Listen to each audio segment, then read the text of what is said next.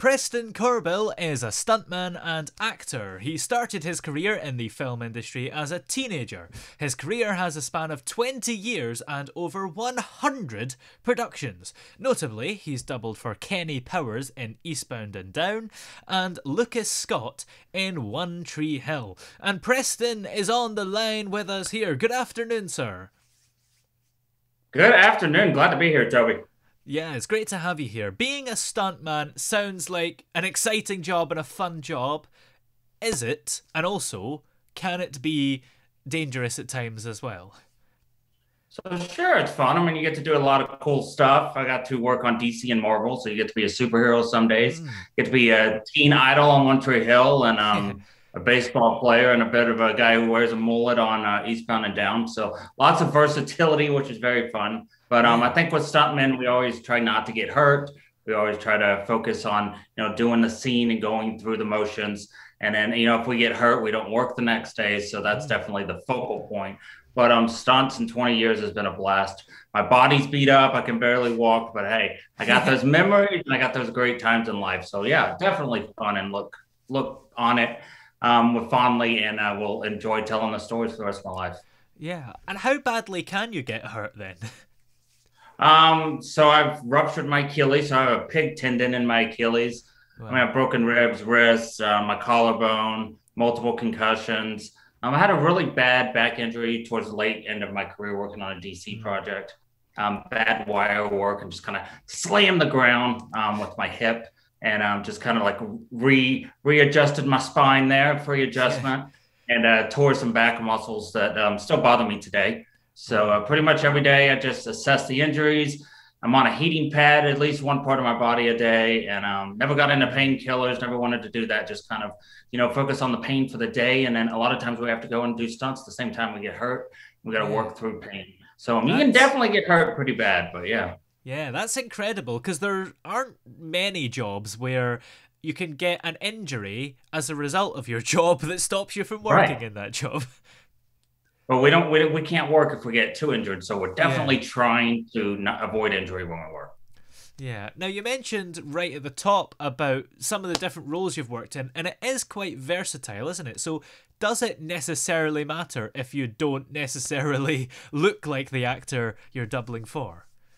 Well, I would say, I mean, now I'm bald with the beard, but Yeah. when I was 20, I was Lucas Scott, or in my 20s, Lucas Scott on One Tree Hill. So, getting down to that 165, being looking like a teenager. And then in the same time, I was doing Eastbound and Down, just doing opposite schedules. So one in the summer, one in the winter. And I would gain up to 250 pounds. So I'd be that 165 to 250 within a year. So Wow. I did actually look like the character. You just had to be extremely disciplined and Mm. diet and exercise, and Wow. then being able to be versatile, because that's how we make money. If we just look like one part for our whole lives, we're only going to get typecasted. We're not going to make very much money. Yeah. So I did look the parts. I just was very, very strict in fitting those parts, and luckily I had that opposite schedule. But Yeah. massive weight change within a year for sure. Yeah. Why did you have to gain the weight? Is there a reason why using some sort of padding wouldn't work? I mean, you could, but I mean, we are. I mean, when you hire a stuntman, you want someone that can just go in there and do the scenes just like the actor can. Yeah. And we're trying to be low maintenance. We're trying to just get in there and do what we need to do. So I mean, and it's kind of like a method actor. You're really trying to fit that role. And if I'm doing Kenny Powers for a whole season, that's 10 to 12 episodes, and then One Tree Hill's 20 plus episodes. So I would definitely have to lose the weight. I can't wear paddings to look skinny, and with so you have to really fit that body type if you want to get be versatile and get more work. Yeah. Now, everybody who's ever tried will know that it's quite hard to lose weight. Is it hard to gain weight, or do you just have to eat? Because I suppose maybe there are health risks that come along with that you still want to avoid. There are, but I think in my career, you're gonna try to be at a level where you work out and you can gain muscle pretty quick and you can lose Yeah. weight pretty quick. But you have to be that medium level so that you can go both ways. So I can't just hurry up and or eat a whole bunch of junk food, Yeah. not work out, because I'm gonna really struggle to get to 165 after I've been 230. So Yeah. you want to be healthy, and yeah, you're gonna have to gain that weight, but you got to lose the weight quick too, and you got to know exactly. And then you're 230, you got to lose the weight in 3 4 months. So you're like strict diet. You got to know exactly what to do, and you got to be mathematical, and you got to be really on top of it to hurry up and get it. But that's how we make money. If I don't Yeah. meet that body weight, I don't look like that character, and I don't have a job. Yeah, it does sound really difficult because you're completely changing your habits, aren't you? You're going from one lifestyle to another. It must be quite Food's not difficult. fun at that point. So Yeah. Now, you've made a new project called Five Things I Wish I Knew Before I Was a Stuntman. What made you want to do this project? this was a cool project. We got to be on a cool movie set, and it's really cool just to watch. But I think I'm retired now, and I've kind of transitioned into psychology and sports psychology. Yeah. So I wanted to kind of leave my knowledge behind. Kind of, this is five things you get to do, but it only takes 3-4 minutes of a video, so anyone can watch it. But it's kind of cool because public that watches all these stunts and all these crazy things, what are five things that I would like to know that we don't know? And one of them is like being humble, which isn't a crazy stunt thing you would think of. And then being humble because we're out there, doing the action, doing the scenes, and we're not getting all the credit on screen. No one knows who the stuntman is. So we got to kind of leave your heart on that film and sacrifice your body. So there's a lot of things that I wanted to share with everyone and kind of have that little video to connect with the audience, especially after retirement. Yeah, that's so true about not getting credits, isn't it? Because most people probably don't even think about the stunt people. They're just in We their look head, like they're the thinking, actors. the So, character is yeah. jumping off the cliff, therefore it must be the same actor. Yeah.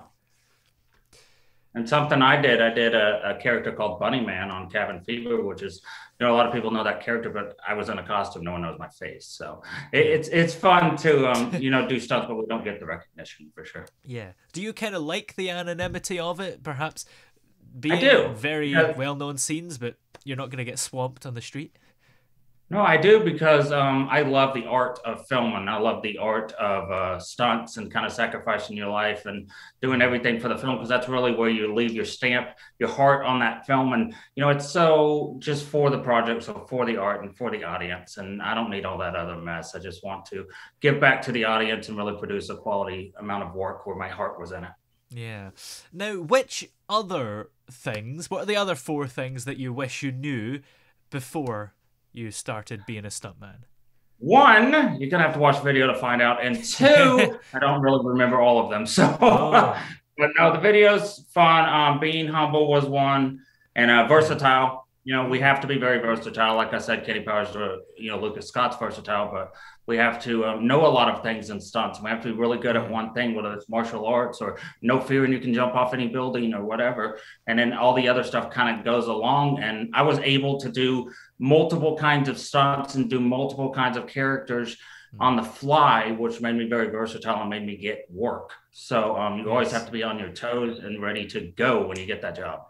Yes, and I did watch the video, by the way, awesome. and it is it's very nicely done, I think. It's very relaxed atmosphere because it starts in a cafe, and it feels like you're talking to the viewer personally.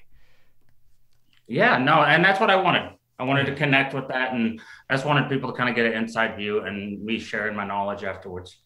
Yeah. Now, do you do the stunt in a different way depending on who you're doubling for? As in, like, maybe would you jump in a different way if it was a young person compared to an older person, or is it the same all the time? We have, what I do anyways, you would have to study the actor, maybe projects that they've done, but you also have to study the character. So the actor and the character, and a lot of times we don't get to see the actor portray the character very long before we're in there because we're filming it at the same time. So portray what the character would do, and then maybe, relay your intentions with the actor. A lot of times we can watch the actor do a walkthrough and then go through that. But it's all about studying character and actor. And you would definitely do things differently depending on who it is. So yeah. Now, when did you first realize that you had a talent for stunt doubling, if such a thing exists? I started out acting as a teenager and just started out doing little things. And then I got to be on a cool movie called Cabin Fever and got to do a cool character there, and then kind of rolled into One Tree Hill. And I was fortunate enough to live in a small town that was also like a little Hollywood town where everything came to that studio. And I got to do a lot of work around there. And it was cool because there was a lot of projects, and you got to be versatile, Yeah. and what characters you got to play again with that versatile word I love so evidently, but you get to be a lot of different stuff. So stunts has fascinated me because I can in the same week get set on fire, jump off a building, get hit by a car, Yeah. and it's in a day's work. So Yeah, that's an exciting life. What made you want to retire then, now that you're doing psychology? my body. Mm. I would say I was kind of forced into retirement, although 20 Yeah. years is huge longevity for that Mm. career. But yeah, my body just I got to a point where I was just getting injured after injury after injury.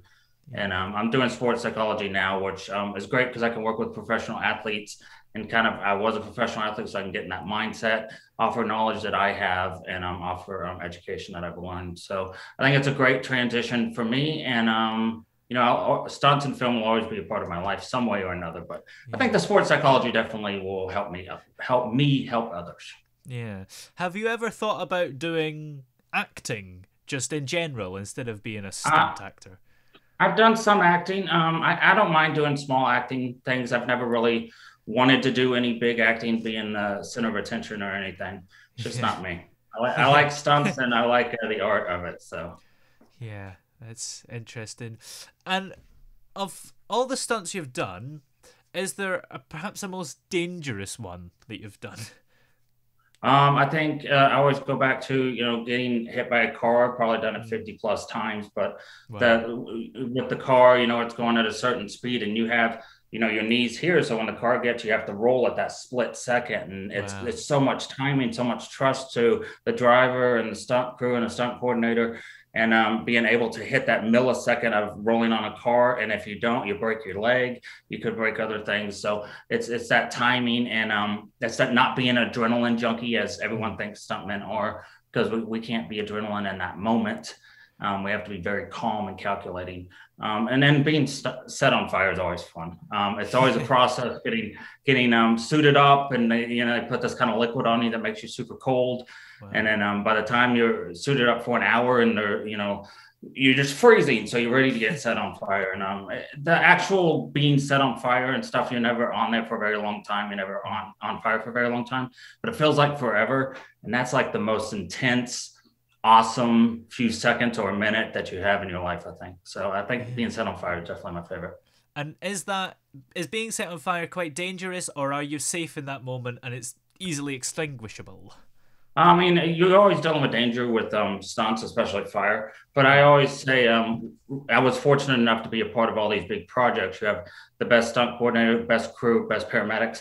If you're going to do stunts, this is the best possible situation to do it in. So I Yes. am fully comfortable. I have no fear in that aspect because, if I go down, I get injured, God forbid something even worse happen, I'm comfortable with that. And I'm proud of what I'm doing right there. So no, I don't have any fear in that aspect.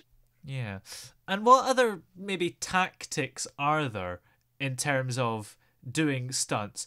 Are you just skilled at things that a normal actor isn't, or sometimes are you just putting yourself in something that just is blatant danger and there's no way of getting out of it really? I think like you see a lot of things with Marvel and DC. Hmm. A lot of those people are martial artists. A lot of those people can do cool jumps and flips where I couldn't do, but I could. Yeah. You get really good at I could jump off a building, not have that fear. And once you're up on that building, you're kind of just focused in the moment. And there's no adrenaline for me. It's just Yeah. like let's execute this and not get hurt. But every stuntman pretty much is really good at one thing, and they have their Hmm. skill set. I was able to do a lot of things, and yeah, I mean, it's just it depends on the stunt and everything, but Yeah. yeah, it's all fun. Yeah. Well, of all the stunts you've done as well, which one would you say you're the most proud of? We did always go back to a limousine scene in a show we did where it was crashed off a bridge, and Wow. it was so cool because back then, early 2000s. It's a lot different with cameras and just technology. So you had that limousine hit the bridge, and we had one shot. So you only got one limousine, you only got one bridge. So there's Yeah. so many cameras around, and you have to get everything so perfect. So much practice comes down to that whole like 10 seconds of crashing. and just the intensity of that moment and how excited everyone is when you get that scene.